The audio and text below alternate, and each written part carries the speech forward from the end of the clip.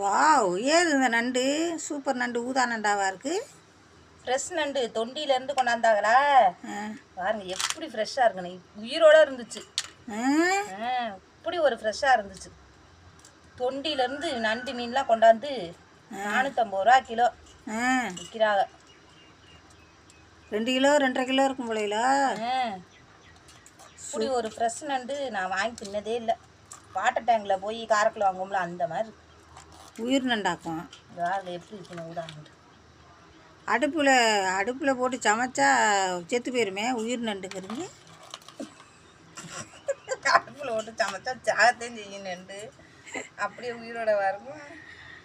அப்புறம் உயிர் நண்டுன்னு புலம்பிக்கிட்டு இருக்கிறீங்க எல்லாரும். இல்லை, பிடிச்சோன்னா சாப்பிட்றது அது எவ்வளோ டேஸ்ட்டாக இருக்கும். ஐஸ் இல்லாத நண்டு. ஐஸ் இல்லாத நண்டு சதையோட பேக்காது. எப்படி